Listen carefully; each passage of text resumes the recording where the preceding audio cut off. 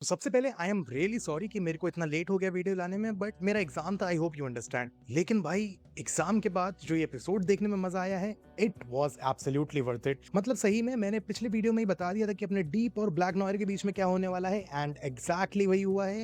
And same चीज मैंने एक या दो ब्रेकडाउन पहले होमलैंडर को लेके भी कह दी थी, जो कि काफी लोग ऑलरेडी कह रहे थे, एंड सेम चीज हुई है।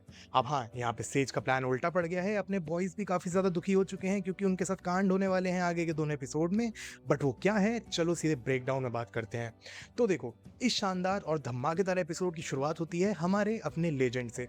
अब जिन लोगों को लेजेंड याद नहीं आ रहा है, उसको हमने सीजन 3 में देखा था। हाँ, वहीं जिसने अपने सोल्जर बॉय को कपड़े दिए थे। एंड फिलहाल के लिए ये यहाँ पे छुपा हुआ था, जैसा अपने पिछले एपिसोड में बात हुई थी। क्योंकि ऑब्वियसली अगर वॉट के लोगों को पता चला कि लेजेंड यहाँ पे छुपा हुआ है, तो सबसे पहले होमलैंडर ही उसको आके मारेगा, because definitely he knew all the secret about what. So हाँ, यहाँ पे हम देखते हैं कि अपना जो लेजेंड है एक पॉपकॉर्न बेचने की नौकरी कर रहा है in none other than VMC theatre. अब मेरे को तुम्हें बताने की जरूरत नहीं है, but VMC is directly a meta commentary to AMC theatres, जो कि रियल लाइफ में एग्जिस्ट करते हैं। यहाँ पे इन्होंने एक ही जगह वी कर दी है, यानी वॉट। तो हाँ, यहाँ पे अपना लेजेंड यहीं पे काम कर रहा है, एंड यहीं पे एमएम उसका पता लगाते हुए आता है। And then they to have a talk about how Homelander को वी1 चाहिए। एंड इसी वजह से अपना जो एमएम है वो अपने लेजेंड को धमकाता है कि देख, अगर तेरे को पता है कि वी1 कहाँ पे है तो मुझे बता दे, वरना मैं तेरे गोटे काट दूंगा। जिसकी वजह से भाई लेजेंड सही में डर जाता है, and he decides to help boys. Although यहाँ पे हमको फायर क्रैकर भी दिखाई जाती है, एंड आई थिंक ये मे बी उसका फाइनल पे ऑफ मोमेंट ही है। क्योंकि कहीं ना कहीं अपने पिछले एपिसोड में जब फायर क्रैकर मर गई थी, इसमें देख के मुझे लगा कि कहीं अचानक से जिंदा तो नहीं हो गई, but then I soon realise कि हाँ, ये वही पूरे वॉट का एडवर्टीजमेंट है जो चल रहा था। सो यार, that was a clever move. इधर वेज इसके बाद हम देखते हैं होमलैंडर और सेज को। क्योंकि यहाँ पे जो सेज है वो अपना 35th एक्सपेरिमेंट ट्राई करवा रही थी अबाउट वी1 फार्मूला। यहाँ पे अपना जो पूरा फार्मूला था वो ऑब्वियसली सही नहीं निकलता, एंड इसके चक्कर में अपने इनोसेंट आदमी भी मर जाता है, वो भी गलत ही तरीके से। जिसको देख के होमलैंडर भी काफी ज्यादा शॉक था, एंड इवन सेज ने भी एक्सेप्ट कर लिया था कि हाँ, मेरे से यार वी1 नहीं बन पाएगा। अब यहाँ पे जो होमलैंडर है उसने काफी इंटरेस्टिंग बात कही। उसने कहा कि there is no way Frederick Vought is smarter than you. यहाँ पे अपने जिनवी की टीम अभी तक गायब है, बट डेफिनेटली आखिरी को 2 एपिसोड्स हैं, फिनाले में जरूर देखने को मिलने वाले हैं। खैर, यहाँ पे जैसे ही अपना होमलैंडर बोलता है, सेज भी काफी ज्यादा चौंकी हुई थी कि ये इतना अचानक से बदलाव कैसे आ गया, क्योंकि होमलैंडर बहुत जल्दी किसी की तारीफ करता नहीं है। एंड सेम चीज हमने थ्रू आउट मल्टीपल कैरेक्टर्स के अपने बिहेवियर में देखी है। फिर भले ही वो अपना होमलैंडर हो, सेज हो, सोल्जर बॉय हो, एंड इवन एमएम तक हो, सबके ऊपर बात करते रहेंगे। क्योंकि इसके बाद हम देखते हैं कि वहां पे अपना डीप आ चुका है, एंड यहाँ पे अपनी सेज डीप को एक काम देती है। असल में इनका जो पूरा होमलैंडर का डेमोक्रेटिक चर्च ऑफ अमेरिका है, जल्द ही अपना होमलैंडर एज प्रॉफिट, ओ सॉरी, एज रियल गॉड अपने सरमन्स यानी अपने प्रवचन देने वाला है। एंड उसी पूरी चीज को लेके कुछ लोग काफी ज्यादा प्रोटेस्ट कर रहे थे, एंड इसी वजह से वॉट की एक पेट्रोलियम पाइपलाइन को वहां पे ब्लॉक कर दिया गया था। एंड प्रोबेबली इसका रीजन यही था कि जो पूरी पाइपलाइन थी वो सीज को गंदा कर रही थी। तो हाँ, इसी वजह से ताकि होमलैंडर की छवि पे कोई भी इम्पैक्ट ना हो, सेज ने अपने डीप को काम दिया कि देख, तू एक एडवर्टीजमेंट शूट कर कि ये जो पूरी पाइपलाइन है ये अपने फिशेस के लिए काफी अच्छी है, एंड फिशेस को पसंद आ रही है। अब ऑब्वियसली भाई, कौन सी पेट्रोलियम की चीज है जो अपने फिश के लिए काफी ज्यादा अच्छी होगी, बट फिर भी अपने डीप को ना चाहते हुए भी ये करना पड़ता है, एंड ही शूट्स का एडवर्टीजमेंट। ऑल्दो हम यहाँ पे देखते हैं कि नॉयर भी इस पूरी चीज को काफी गुस्से में देख रहा था, एंड इसकी वजह से वो क्या करता है, इसके ऊपर हम आगे बात करते हैं। Because then we see our boys की गैंग। यहाँ पे देखते हैं कि अपना जो पूरा वायरस है वो रेडी हो चुका है, जिसको फ्रेंची नहीं किया था, लेकिन फिर भी अभी 24 घंटे बचे हैं होमलैंडर के अगले प्रवचन के लिए। एंड इसी वजह से ह्यूई टाइम मांग रहा था कि यार एक बार वी1 को ढूंढ लेते हैं, थोड़ा टाइम ले ले बुचर। लेकिन बुचर तैयार नहीं था। बुचर को चाहिए था कि भाई अभी होमलैंडर को मारो, इसको खत्म करो। एंड तभी वहां पे आता है एमएम अपने लेजेंड के साथ। अब ऑब्वियसली लेजेंड के साथ आते ही पॉसिबिलिटी आ गई थी कि वी1 का पता चल जाएगा, जिसको लेके वो बताता है कि हाँ देखो, तुम डायरेक्टली बॉम्ब साइट को नहीं ढूंढ सकते, बट उसके लिए तुम्हें उसकी माशुका यानी गोल्डन के पास जाना पड़ेगा। अब उसका नाम मेरे ख्याल से गोल्डन गीशा था, बट मैं यहाँ पे गोल्डन बोलने वाला हूँ। सो यप, गोल्डन एक तरीका है उसके पास पहुंचने का, because she is the lover of bomb site. हालांकि इन लोगों की काफी दिनों से बात नहीं हुई है। एंड यहाँ पे अपना लेजेंड है वो बताता है कि कैसे जो पूरी गोल्डन है वो अपने रिटायरमेंट के चलते विलेज में जा चुकी है। अब विलेज इस पूरी सीरीज के हिसाब से तुम old age retirement friend group मान के चलो, जहाँ पे सारे सूप्स जब रिटायर हो जाते हैं मजे करते हैं। मजे तो क्या, मतलब वही टाइम पास जो बुड्ढे करते हैं। तो हाँ, यहाँ पे अपने जो लेजेंड और किमिको है, क्योंकि वो भी गोल्डन की बहुत बड़ी फैन थी, वो उससे मिलने के लिए विलेज चली जाती है। मीनवाइल अपने जो एनी और ह्यूई है, उनको काम दिया जाता है कि जहाँ पे होमलैंडर का पूरा जो भी प्रवचन होने वाला है, वहाँ पे एयर फ्रेशनर के डब्बे के अंदर तुम इस वायरस को रख देना। जैसे ये वायरस को खोला जाएगा एंड एयर फ्रेशनर ऑन होगा, हवा में उसके छिड़काव से पूरा वायरस फैल जाएगा एंड होमलैंडर वहीं पे मर जाएगा। सो अब दोनों तरफ से चीजें चल रही थी, बट इसके पैरेलली भी अपने सेज के दिमाग में कुछ चल रहा था, क्योंकि हम देखते हैं कि सेज ने वहां पे अपनी एशली को बुला लिया था। अब पिछले एपिसोड में हमने देख लिया था कि एशली को पूरा प्लान बता दिया जा चुका है, जिसको लेके उसकी चॉइस थी कि either she will help sage और obviously she will face the consequences. जहां पे हाँ, जैसा मैंने पिछले एपिसोड के ब्रेकडाउन में कहा था, एशली की काफी ज्यादा फटी में थी, क्योंकि वो होमलैंडर और सोल्जर बॉय दोनों का दिमाग नहीं पढ़ सकती थी, बिकॉज ऑब्वियसली वो उसमें मारी जाती, जिसके वजह से सेज ने क्योंकि प्रेडिक्ट कर लिया था, she gives her chloroform. Although यहाँ पे काफी इंटरेस्टिंग बात ये आती है कि अपनी जब एशली बेहोश भी हो जाती है, तब भी उसका जो बैक ऑफ द हेड है वो जिंदा रहता है, एंड कहीं ना कहीं ये हो सकता है आगे आने वाली चीज में काम आए। बट स्टिल यहाँ पे जो सेज है वो उसके पीछे वाली एशली को कान देती है कि देख, तुझे सोल्जर बॉय का दिमाग पढ़ना है जब वो यहाँ पे आएगा, एंड सिंपली मुझे बताना है कि होमलैंडर को लेके उसका क्या ख्याल है। एंड एज एक्सपेक्टेड, जैसे ही सेज बुलाती है कि ओए सोल्जर बॉय, तेरे को अपने बाप के पूरे सरमन में जाना है एंड वहां पे कुछ काम करना है, जिसको लेके सोल्जर बॉय ऑब्वियसली मना कर देता है कि मैं काफी ज्यादा बिजी हूँ, मैं नहीं जाऊंगा। बट उसको नहीं पता था कि उसके ठीक पीछे कबर्ड के नीचे अपनी दूसरी एशली उसका दिमाग पढ़ रही थी। एंड जैसा सोचा था, अपना जो सोल्जर बॉय है वो होमलैंडर पे काफी ज्यादा प्राउड करता है। मतलब कहीं ना कहीं वो जानता है कि he is simply a better product than himself, but हाँ, वो उस पूरी चीज को दिखाना नहीं चाहता। मतलब वो होता है ना टिपिकल बाप वाला बिहेवियर कि मैं तेरे को भाव भी नहीं दूंगा, बट मैं तेरे से उतना ही प्यार भी करता हूँ। तो सेम चीज सोल्जर बॉय के साथ थी। तो हाँ, यहाँ पे वो बताती है कि कैसे इन लोगों को एक बॉम्ब साइट नाम का सूप मिल चुका है, जिसके पास V1 है, एंड ये पूरे क्राइम डिपार्टमेंट को उसी के पीछे लगाए पड़े हैं, जिसको लेके होमलैंडर के स्ट्रिक्ट ऑर्डर्स थे कि अपनी सेज को नहीं बताना है। जिसकी वजह से सेज समझ जाती है कि अब मेरे यहाँ पे रहने को कोई फायदा नहीं है। वो अपनी चिप हटाती है एंड कभी भी यहाँ पे नहीं आने वाली थी, because she has move two phase 3। सो हाँ, जस्ट इन केस अगर तुम कंफ्यूज हो कि फेज 3 क्या है, तो आई थिंक कि ये फेज का इमरजेंसी प्लान होने वाला था। जस्ट इन केस अगर जो पूरे होमलैंडर वाली चीज है उसके प्लान के अकॉर्डिंग नहीं चलती, तो she will shift two phase 3 and she exactly do the same. वो अपने पूरे वॉर्ड को छोड़ती है एंड देन अपने आगे चल के बॉयज के साथ मिल जाती है। बट खैर, उससे पहले हमको इसके हाथ में एक मेव की डायरी दिखाई जाती है। अब वैसे तो एक क्वीन मेव है एंड अभी तक ये जिंदा है, क्योंकि कहीं ना कहीं सीजन 3 के बाद वो वापस से नहीं लौटी, एंड इसलिए मुझे लग रहा था कि मे बी अपनी जो क्वीन मेव है उसका रिटर्न देखने को मिलेगा। बट एपिसोड के एंड आते आते हमको पता चल गया कि कोई नहीं लौटने वाला। खैर, इसके पैरेलली जब ये सब चल रहा था, हम लेजेंड और किमिको को देखते हैं जो कि विलेज जाके पहुंच चुके हैं एंड दे मीट गोल्डन। हम यहाँ पे देखते हैं कि काफी सारे बुड्ढे हैं जो कि ऑब्वियसली सूप थे, एंड उनके बीच अपनी गोल्डन बैठी हुई थी। यहाँ पे अपना जो पूरा लेजेंड है एंड गोल्डन है, दोनों आपस में बड़ी अजीब तरीके की बातें करते हैं, भगवान जाने गंदे लोग। एंड यहाँ पे अपनी जो किमिको थी वो बिग फैन वाला मोमेंट फील करती है।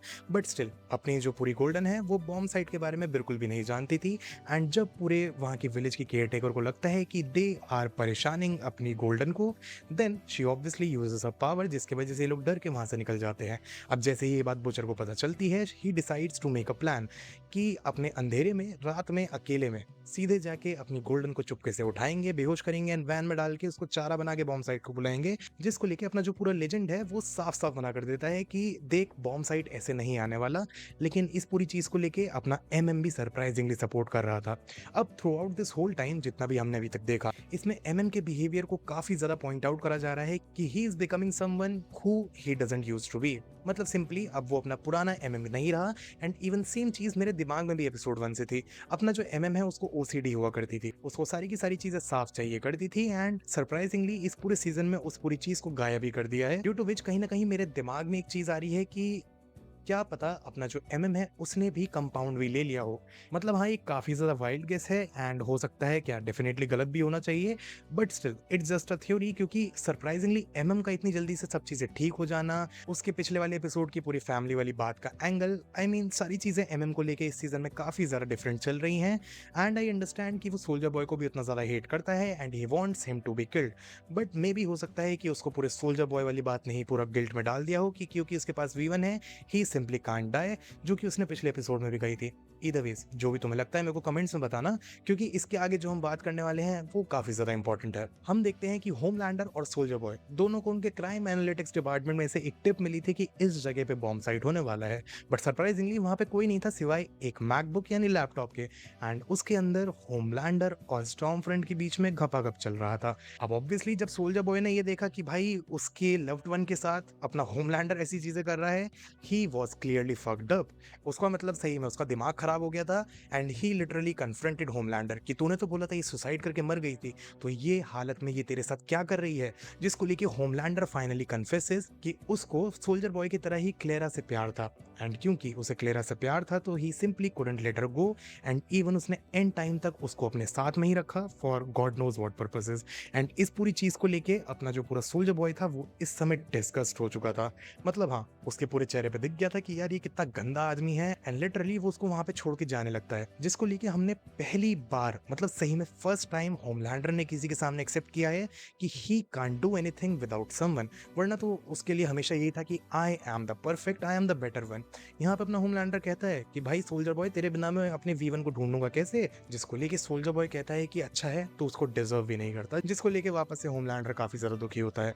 बट हाँ, it was quite surprising to see this coming from Homelander कि उसको किसी की जरूरत थी। बट देन हम देखते हैं कि सडनली एशली पूरे प्रेस के सामने पूरे पेट्रोलियम पाइपिंग को लेकर माफी मांग रही थी, एंड वी सून रियलाइज कि असल में जो अपना ब्लैक नॉयर था उसने उस पूरी पाइपलाइन में छेद कर दिया, जिसके चलते हुआ ये कि पूरा का पूरा पेट्रोलियम नदी में चला गया, पूरा वेस्ट नदी में चला गया, एंड उसके चलते 1.4 बिलियन फिशेस मर गई।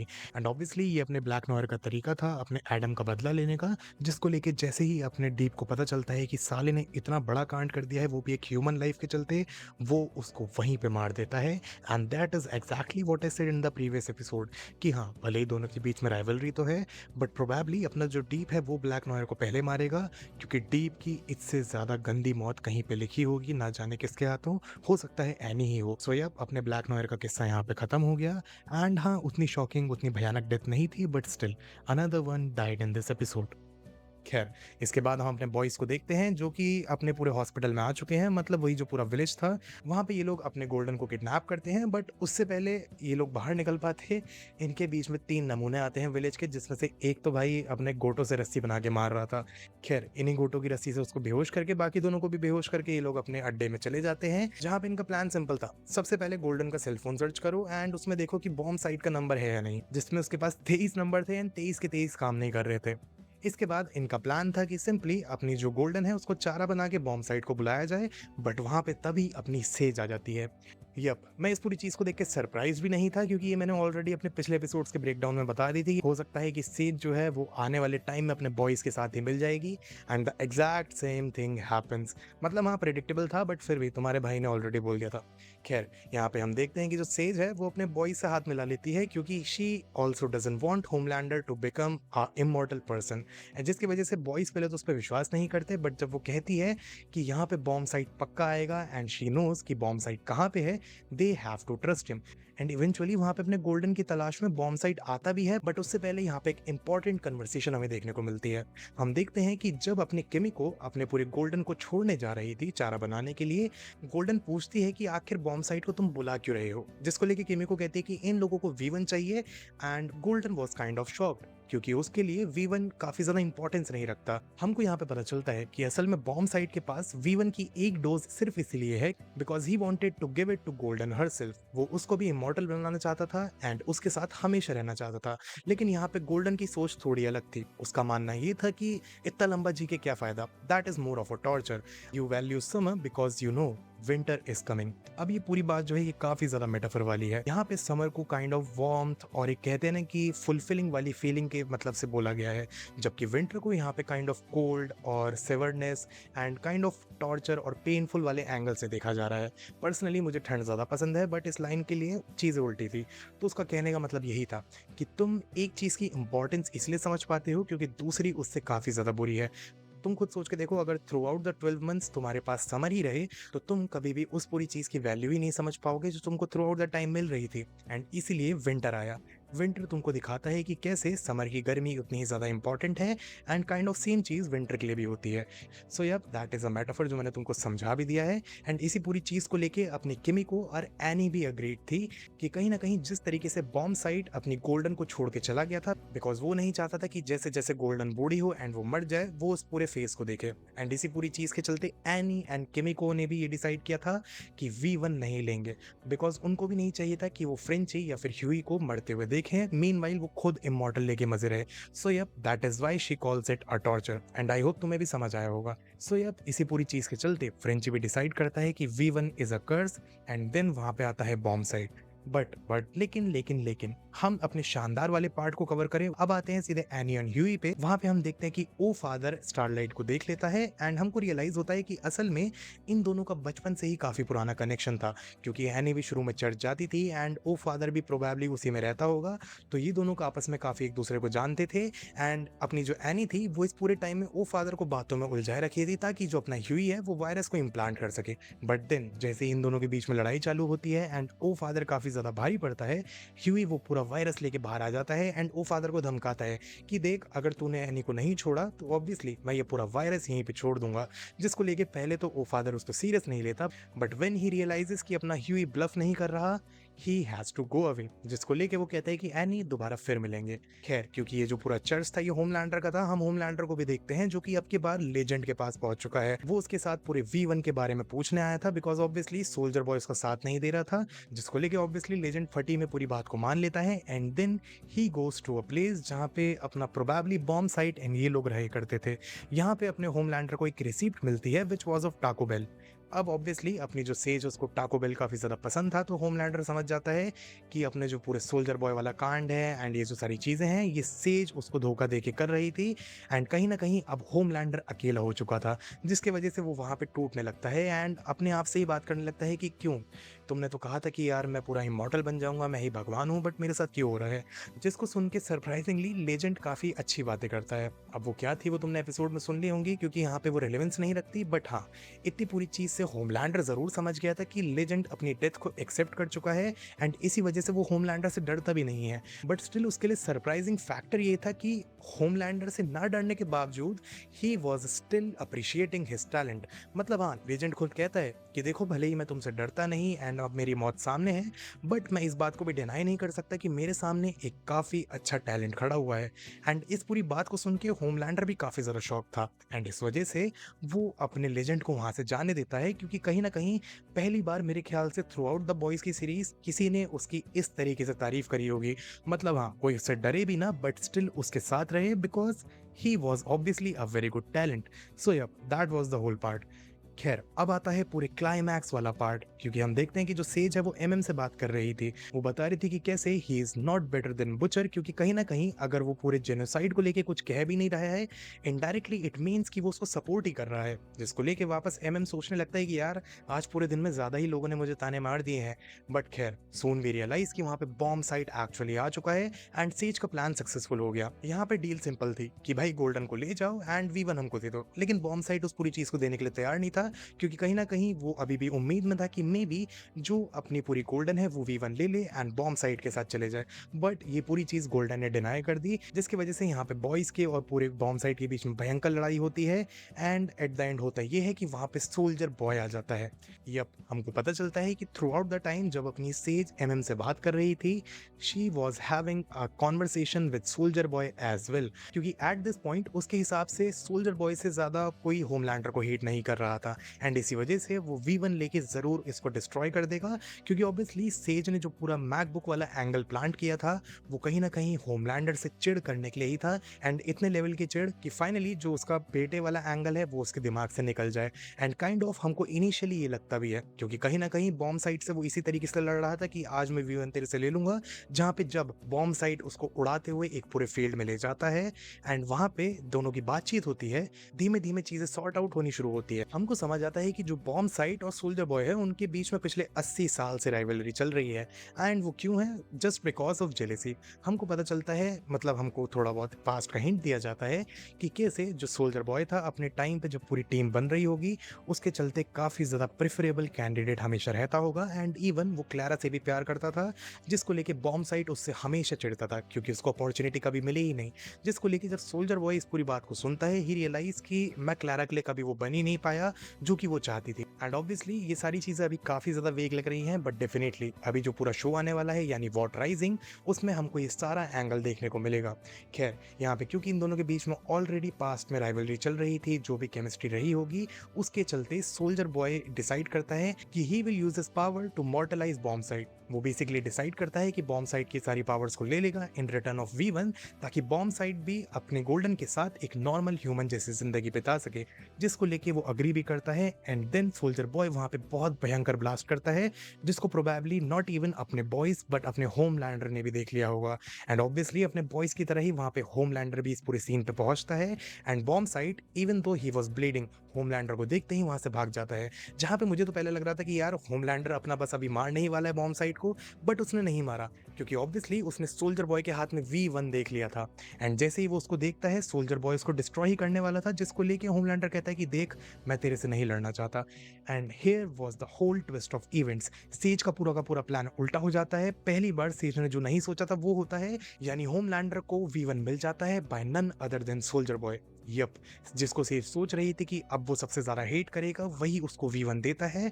जस्ट बिकॉज, क्योंकि कहीं ना कहीं वो क्लैरा से इतना ज्यादा प्यार करता था कि अगर क्लैरा भी यहाँ पे होती तो वो होमलैंडर को V1 दिलवा देती। And this again made me think कि ये जो पूरे बॉयज के लोग हैं ये वापस से क्लैरा यानी स्टॉर्म फ्रेंड को होमलैंडर की ही माँ ही दिखाना चाह रहे हैं। मतलब हाँ, ऑब्वियसली क्लैरा और होमलैंडर के बीच में जो भी है, कंसिडरिंग द फैक्ट कि अगर वो उसकी माँ है बहुत ज्यादा फक्ड अप था, but still this is boys universe and everything is possible. And I mean यही पूरी बात सेंस बनाती है, वरना होमलैंडर ऐसा क्यों कहता कि क्लैरा भी होमलैंडर के लिए यही चाहती? इट्स ऑब्वियसली क्योंकि वो उसकी माँ है। एंड भले ही उसका बाप उससे कितना हेट करता हो, लेकिन क्योंकि वो क्लैरा से काफी ज्यादा प्यार करता था, वो होमलैंडर को V1 देता है। बॉयज सारे के सारे काफी ज्यादा डिस्टर्ब हो जाते हैं, अपने बुचर की फट जाती है, क्योंकि जैसे ही अपना होमलैंडर V1 लेता है उसकी आंखों में से भयंकर टाइप की लेजर निकलती है, विच शोज कि कहीं ना कहीं अपना होमलैंडर इमॉर्टल हो चुका है। एंड अपना जो बुचर है वो सिंपली कहता है रन। मतलब सही में इस एपिसोड में काफी सारी चीजें पहली बार हुई हैं। एंड आई थिंक इस पूरे सीजन में पहली बार बुचर ने रन बोला होगा, वो भी होमलैंडर की फटी में डर के। So yep, that was the episode and this is exactly the boys we were talking about since very first. मतलब सही में ऐसे ही एपिसोड हम बॉयज का इंतजार कर रहे थे, कंसिडरिंग द फैक्ट कि ये फिनाले है। एंड भले ही पिछले दोनों एपिसोड ने हमारी उम्मीदें कितना गिराई हूँ, ये वाला एपिसोड उन सबको हटा के खरा उतरता है। एंड अब डेफिनेटली आगे देखना ये होगा कि भाई चीजें कैसे काम करने वाली हैं, क्योंकि ऑब्वियसली काफी सारे लोगों की थ्योरी थी कि होमलैंडर पूरे V1 लेते ही या तो मारा जाएगा या फिर नॉर्मल ह्यूमन बन जाएगा, but I don't think that is the fact. अब यहाँ पे कोई अलग ही एक्स फैक्टर काम करेगा, प्रोबेबली अपने जिनवी की टीम में से। एंड मे बी क्या पता अपनी जो जिनवी की मैरी है वो वापस से फ्रेडरिक वॉर्ड को जिंदा कर दे एंड उल्टा एक ऐसा वायरस देखने को मिले जिसके चलते अपना होमलैंडर एंड सबके सब मारे जाएं। क्योंकि देखो यहाँ पे through out the time love story को काफी सेटअप किया गया। किमी को, फ्रेंची और इवन एनी ह्यूई को ऐसा दिखाया गया कि ये लोग हमेशा साथ रहेंगे, बट लेट्स बी ऑनेस्ट, सबका अंत बॉम्ब साइट और गोल्डन जैसा नहीं होने वाला कि ये दोनों साथ चले जाएंगे। वी ऑल ऑब्वियसली नो कि आने वाला एपिसोड काफी ज्यादा खतरनाक होने वाला है, क्योंकि जिसका एपिसोड टाइटल ही ये हो, तुम समझ सकते हो कि क्या क्या हो सकता है। So yep, that was all for the breakdown, sorry for delay, but still I hope तुमको वीडियो पसंद आई है। वीडियो पसंद आई है तो लाइक करो, चैनल को सब्सक्राइब करो, because we are very close to 1000 subscribers. Comments में अपने ओपिनियन थ्योरी जरूर बताना, बिकॉज मैं सब पढ़ता हूँ। बाकी तब तक के लिए सपोर्ट दिखाओ फटाफट, because you are watching the DS cut.